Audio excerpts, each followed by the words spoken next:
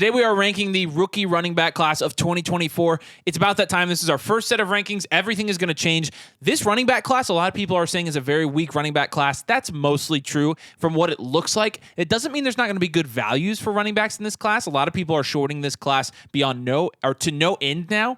And because of that, you might be able to get some pretty good running back value in the mid-second of this year's Dynasty rookie drafts. So let's take a look at the top running backs. Let's assume all of these guys are going to declare for now. So we'll put TreVeyon Henderson in here, and we will put him in his own tier in the S tier because right now, TreVeyon Henderson is a tier above everybody else. He really just is. Obviously, played for Ohio State. He's junior. He's 5'10", 212 pounds. He was a 5-star recruit coming out. He had 1,200 rushing yards in 2021 to go along with 312 receiving yards. He broke out as a 19-year-old and did that. That's what we know he's capable of. Now, in the last couple of years, he hasn't played full seasons, so we haven't seen full seasons of production from him, but similar paces, especially this year, back to 184 receiving yards in 7 games. He was a 3-year starter at Ohio State. He's only played again in 8 games this year, but when you're looking at him compared to all of college football, yards per carry, 31st. He's 6.2 yards per carry in college football. That is pretty good. Among the 2024 running back class, he's 5th in breakout age. He's 4th in backfield dominator rating. He's 2nd in receiver dominator rating. He is 47th in the entire college football in breakaway percentage, and he's 1st in speed score in the entire class, the running back class. So, again, a fairly talented prospect. He's projected late first, probably day 2, though. I'm going to say day 2 pretty safely. I'm not sure he goes late first, but that would put him safely like in the middle of the first round of rookie drafts, depending on what the draft capital is and the landing spot, obviously. He can do a little bit of everything. He does have some pass-catching abilities, but his best skills probably his north-south rushing style. He has 4.31 yards after contact per attempt. So, again, we do think from a talent perspective that TreVeyon Henderson is kind of a tier above everybody else. We're fairly comfortable putting him in his own tier. It will be interesting to see if he actually does go to the NFL draft or if he goes back to Ohio State. It's been reported that he's expected to return to Ohio State. We mentioned that in another one of our videos. So, if he returns, we'll take him out of our rankings, but for now, we're going to keep him here at the top of this list. Yeah, and dropping down to the A tier here, we're going to start with Braylon Allen. We've gotten a little bit of negative feedback having Braylon Allen as high as this, but I mean, first thing is, who are you going to put over him? Like with this running back landscape in this class, but 2, like he's one of the few guys that's been pretty consistent over the last 3 years in college. He's had 800, 1,200, and 1,200 yards respectively over the last 3 years with great opportunity in the red zone and even a little bit of receiving usage earlier in his career. Obviously, he didn't really showcase that later. Like as a junior this season, there wasn't much there, but that's not really how Wisconsin utilizes their running backs anyways. He's going to be an early declare as a junior, so he's going to be younger. He's a big body guy, 6'2", 238. He has the size and the ability to carry a bell cow workload in the NFL should he be asked to. So that does provide a really nice baseline of a high floor for him in the NFL. He is 1st in breakout age. He broke out as a 17-year-old. Jeez, man. Just crazy. Very impressive. In backfield dominator rating, he was 6th in college football, and his speed score 4th among running backs in this class. So pretty impressive, pretty great. We love it. If you were to compare him to someone, I don't know. We're not a big comp guy. But he's that classic Wisconsin running back. We're not a big comp guy. Shout out Ryan Red. I need to send that to Ryan. That's awesome. I hate everything.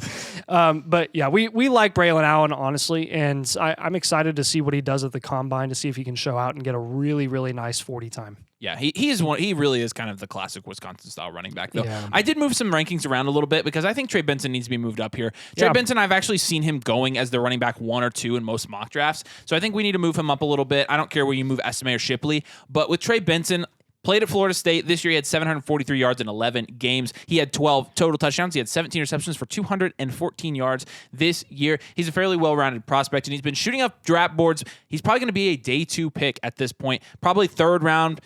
There's, again, a pretty significant gap between TreVeyon Henderson and everybody else, but Trey Benson's definitely in this next tier of guys here. He became much more popular after breaking out at Florida State this year. He's a well-rounded back. He's pretty darn good at breaking tackles. However, the majority of big plays come outside. Good. Yeah, pretty darn good. Yeah. The majority of his big plays come outside the tackles. He doesn't generate a ton on inside runs.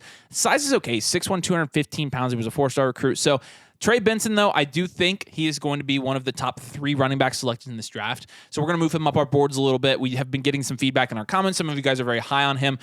We will see. He looks to be, to me, a well-rounded back, but him and Braylon Allen are kind of my favorites outside of Travion Henderson. So that's where we'll put him for now, and I'll let you take the next guy on this list. Yeah, Will Shipley is going to be our next guy here. And when you're looking at his overall ranks in college or in this class, it's nothing crazy. His speed isn't insane. His size, definitely not anything to write home about. He's 5'11", 205. It's okay. It's not elite or anything like that. He doesn't really, in our opinion, have the skill set or the ability to carry a bell cow workload in the NFL.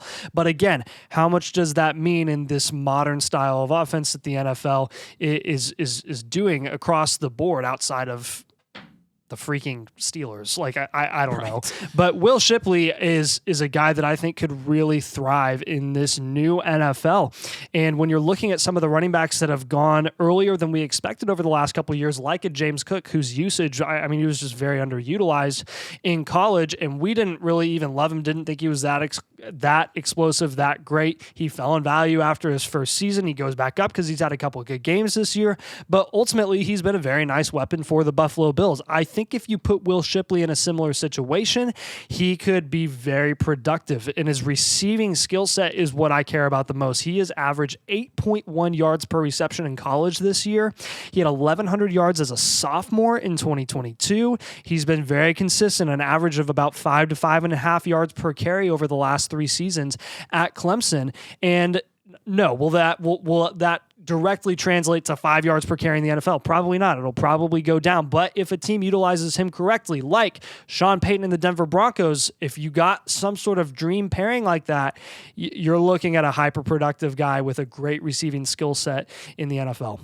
Let's talk about Audric Estime next. Audric Estime, running back out of Notre Dame. He's a junior. He's 6'1", 215 pounds. He was a 4-star prospect coming out of high school. He's played 3 years at Notre Dame, and this past year he eclipsed the 1,000-yard rushing mark for the first time in his career. He's had 1,341 rushing yards this year and 18 touchdowns, which is incredible rushing efficiency. We have yet to see a lot out of the receiving game from him. 17 receptions, 142 yards. The year before that, 9 receptions for 135 yards. So he's part of a Notre Dame backfield where he does and has had to share the work for 2 seasons, and then he was the main back this year.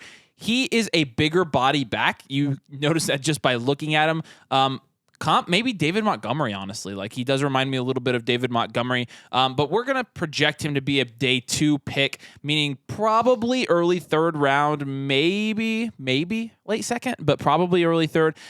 He is incredibly efficient on the ground, but again, he hasn't really showcased that receiving skill set that we like to see from some of these backs. He did play in a very run-heavy offense, so that is part of it. But again, he's a big rusher. He obviously was very productive and efficient on the ground, so that will translate to the NFL. It will be interesting to see what the NFL thinks of him and where he goes, because there are lots of split opinions on Audric Estime. We currently like him a lot. But it's yet to be seen where he'll be drafted, and that will kind of make our decision for us at that point. Yeah, and now we're going to drop down a tier to the B tier, and for now, we're going to have Bucky Irving at the top of this tier. I think there's a chance that he could move up a few spots, maybe end up being as high as the running back 2 or 3 in this class, honestly. He's another smaller guy. His size, again, nothing to write home about, 5'10", 190, another, probably not going to be a bell cow running back in the NFL, but he actually, in contrast to Will Shipley, he does have some ability as a runner. He showcased it in college on the big stage, and he has really, really good receiving upside. I mean, when you're looking at his stats over the last few years, he's had 2,000-yard seasons on the ground, averaging 6.8 and 6.2 yards per carry, and he's had 53 receptions in 2023 for 395 yards at 7.5 yards per carry. I mean, yeah, there's actually an argument that you could have him over Will Shipley.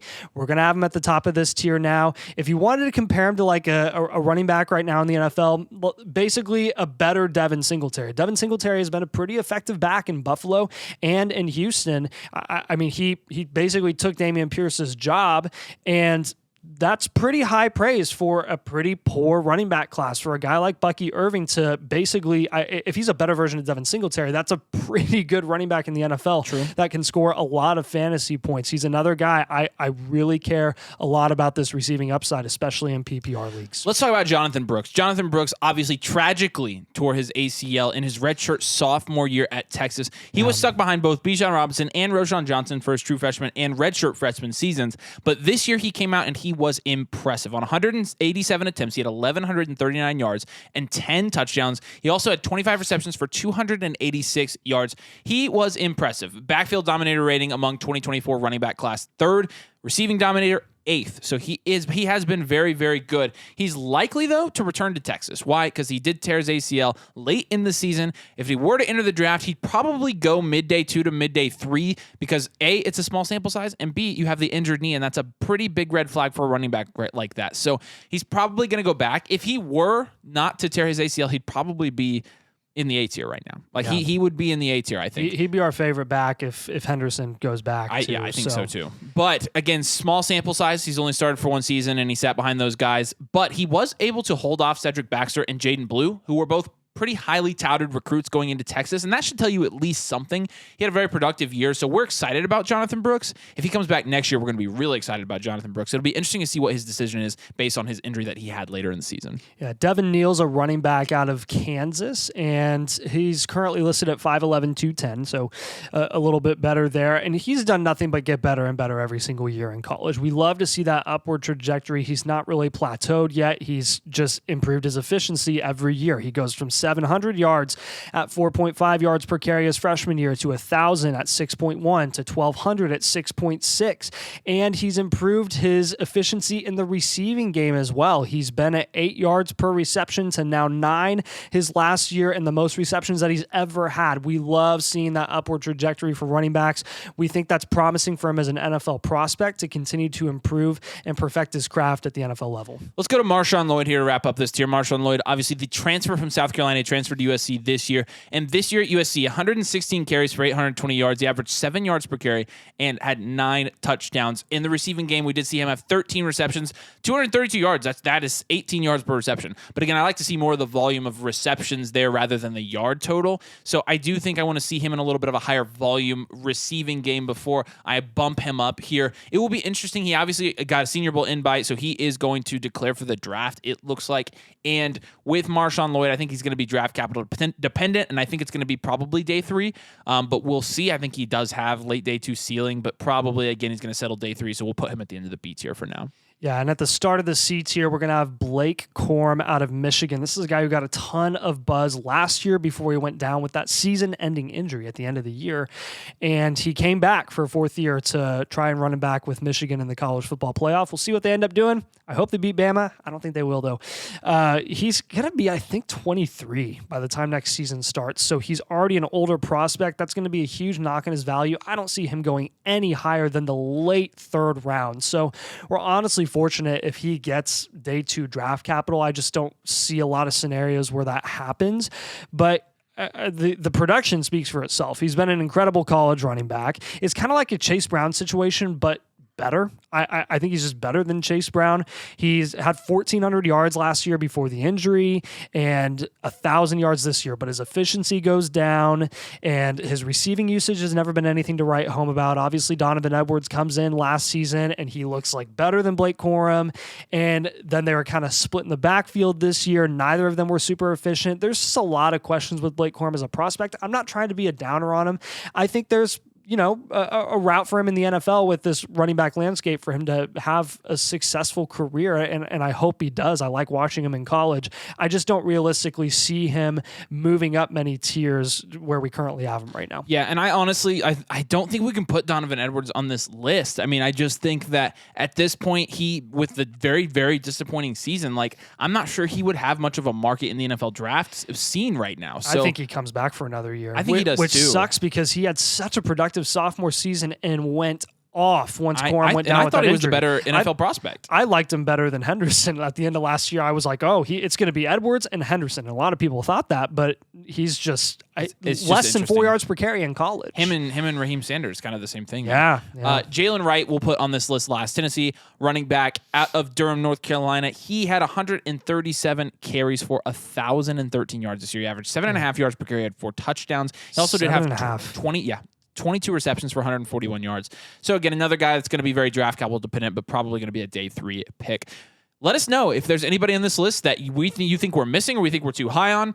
We are very fluid with these running backs because, again, these rankings, these running back rankings are going to be highly dependent on draft capital this year. So we're just kind of putting them on a list, getting them on your radar right now, and then we'll sort out what order they should be in as the combine comes and as the draft comes for sure. Yeah, because guess what? Last year, Zach Evans and Sean Tucker were the bona fide running backs 2 and 3 right after Bijan Robinson. And first round Dynasty rookie draft picks at this time Easily. of year. And every single video you watched in December last year, you had those guys including us. Including us. Because no one knows. Yes. So again, but let us know. We need your help on that. A lot of you guys are very talented at scouting and analyzing NFL talent. So let us know in the comments who you think we should be moving around. All right, we appreciate you guys watching and joining us today. Thank you so much. Make sure you like and subscribe. We will see you later.